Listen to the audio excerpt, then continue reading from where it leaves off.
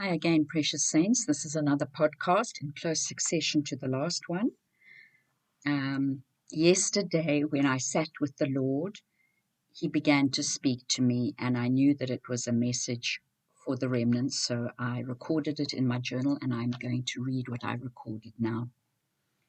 Daughter, things will rapidly unfold now. The speed will take people's breath away. Remember the stupefied crowd gazing at the billboard. Now I'm going to interject here to read the little bit. It was a referral, that billboard was a referral to a post called Harrowing Times, which I released in May 2023. The Lord said, "My people," and He showed me a scene of a varied group of people standing in front of a billboard as the night crept in around them. The last glow of the sunset was on the horizon, and every person's gaze was fixed on a billboard, which seemed to be a giant screen of sorts displaying different images, charts, graphs, and newscasts. Some clutched their hearts, and all seemed paralyzed by what they saw, transfixed and extremely distressed by what they were seeing. Yet in spite of the lateness of the time, they seemed unable to pull their eyes away from the scenes on the billboard. By the way, transfixed means to pierce through or impale, a description vividly depicting the act of crucifixion. Later that same day, I heard the phrase harrowing time. Harrowing means extremely disturbing or distressing and grieving. The verb harrow means to ravage and spoil. A harrowing time could therefore be a distressing time or could refer to the act of being harrowed. It was the people of God's attention and focus that was being seized and captured. They were being harrowed. It was as if they were mesmerized by what they saw unfolding on the screen. This is another word for hypnotized. Someone who is hypnotized is under the control of someone else and completely obedient to any prompting or command. They no longer function under their own will or sensibilities. It is very disturbing to see God's people depicted in this state. Instead of tuning into what is being said from the throne of heaven, they are standing waiting to take in the scene that is shown to them next by the person controlling the content of the giant billboard. Even as I type, I hear the word decoy, anything intended to lead someone into a snare. I have an impression that what is being displayed on the screen is done with the deliberate intent of mesmerizing people so that they are an easy prey. So that's all I'll read of that for now. Then I'm going to continue with what the Lord said to me yesterday. He said, "Remember the stupefied crowd gazing at the billboard. This will manifest all over the world. Do not be mesmerized by the red carpet rollout speed for the son of perdition. Focus, focus, focus. You are part of a different kingdom. Jesus went about fulfilling heaven's mandate, even while the old priesthood continued in their yearly feast practices. Completely unaware that the kingdom of heaven was ringing the changes and executing the necessary protocols for the establishment of a new priesthood and a new covenant. Do not be fettered by religion or what the world is busy focusing on in these days. Be about your Father's business, which is completely able to be executed without the power and support of Babylon's oil and finance. Your Father owns the cattle on 1,000 hills, and heaven's finances are not governed by the earthly stock market. The power of the Spirit does not run dry when men blow up oil storage supplies. Plug in and stir up the gift within you. Work while day is here, for night is coming when no man can work. Heaven's plans and purposes are not interrupted or cancelled by the governments of men. Am I not able to rain down manna from heaven to feed my people and multiply oil and flour in famine? Did I not cut off the whole army of Egypt with the wave of Moses' rod? So do not make the mistake of thinking the kingdom of heaven needs the systems of men to continue its course and complete the manifestation of all its blueprints. You become what you behold, so spend much time before my face. You are being changed from glory to glory, even though you do not always recognize it. My people are allowing doors to open to fear by exposing their eyes and ears to what the worldly prognosticators and workers of wickedness are spewing forth concerning the future. Do not be afraid. I have overcome the world and deprived it of the power to harm you, if you do not open the door to fear. Fear is a bully and a tormentor and a stealer of your peace.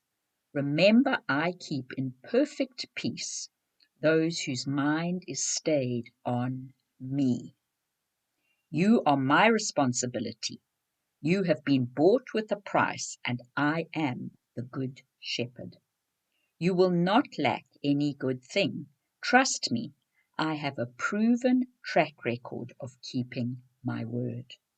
Speak it, pray it, sing it, meditate on it, and you will find your soul encouraged and your heart strengthened daily. And that is where the Lord's wise counsel ended. And I want to just read another portion of the post-harrowing times, which describe what the man-child is busy with.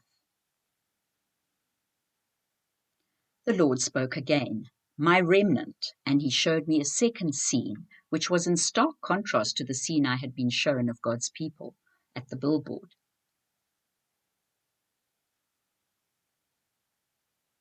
He showed me a scene of a man pushing a hand plow. It was wooden, and it took extreme exertion to push it, as it was not yoked to any animals or beasts of burden, as a plow is usually used. Then I saw another man pushing a wooden wheelbarrow. Even the wheel was wooden, and it was loaded with supplies. Both men were completely focused, not looking around or getting distracted, and both were working in strong sunlight. They were completely bathed in light and could see clearly what they were doing. This was a great contrast to the vision I had seen before, where God said, my people, and showed me the billboard and the night rolling in. These two men were working in bright light, and I heard the scripture from Revelation about the heavenly city and how they have no need of the sun or the moon because the Lamb is their light. Then I saw a handful of people separately making their way up a very steep, rocky hill. I could see perhaps 2 or 3 individuals, but they were not standing close to each other. There was no pathway to the top of the hill, and each one had to make their own path, at times climbing with great exertion as there were only rocks in front of them. Each one was seen moving slowly, higher and higher, by great perseverance. There was nothing visible at the top of the hill, and I said to the Lord, why are they climbing this hill, Father? This is the hill of the Lord, my holy hill, and these are the holy who are becoming more holy. And I heard the question from Psalms asking, who can ascend the hill of the Lord?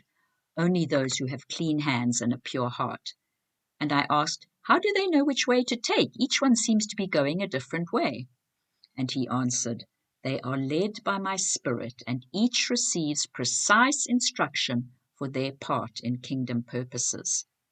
Then I was shown the inner workings of a clock with many different sized cogs, each turning against the others. Each cell was connected. Each cog was connected with multiple others, and they were turning clockwise and anti-clockwise. And then he spoke again. I change the times and the seasons, and I use the precise movements of my remnant cogs to move the hands of the clock face of the earth. I move kings. I remove them and I set up kings. And what I make crooked, no man can make straight. Men would have their way, preserve their comforts, stave off unpleasant change. But what I have written, and it shall be filled and fulfilled in its time and order. Those two visions were actually given in 2021. Again, on that day, I was shown another scene, the 7th of January 2021, where I saw an arm go down from a vertical position holding a black and white checked flag, and I heard the following spoken by the Father: "The final lap of the race has begun." I tried to see who was racing, but once the flag went down, it generated such clouds of dust that the racers were obscured, and I was made aware at the time that the dust clouds represented much fleshly activity and behavior carried out. It is important to realize that although no one could see them because of the dust, they were still partaking in this last leg of the race, but hidden. And then the Lord said, "Run this last leg of the race by faith and not by sight. For if you look around at the manifestation of flesh unleashed, you will be paralyzed by fear. Fix your eyes on Jesus, the author and finisher of your faith, and wait upon me. Then you will run and not be weary. You will walk and not faint in the evil day." Then I heard the scripture about Satan having gone forth with great wrath, knowing he had a very short time. That is Revelation 12:12. Following that, I heard the scripture about Moses, where he was undismayed by the wrath of the king and endured because he gazed upon him who is invisible. It's Hebrews 11:26. He considered the contempt and abuse for Christ to be greater wealth than all the treasures of Egypt, for he looked forward to the reward. By faith he left Egypt behind him, being undismayed by the wrath of the king. He did not flinch, but held staunchly to his purpose, and endured steadfastly as one who gazed on him who is invisible. So I pondered these things for some days, and then I was shown more understanding. The man with the wooden plow is connected to the verse with the plowman overtaking the reaper in Amos 9:13. The wooden farming implement represented the wood of the cross, as did the wooden wheelbarrow with the wooden wheel. It also spoke to me of returning to the good old paths, the ancient ways, the simplicity of the gospel of Christ. The remnant is energized and moving forward by the power of the cross. It was very significant that the plow was not attached to any beast. In other words, the remnant will not be connected to the beast system, with the fourth beast ruling. This man was plowing under the instruction and supernatural ability of heaven, and it took a lot of effort to move forward because of the resistance and not being harnessed to the beast system.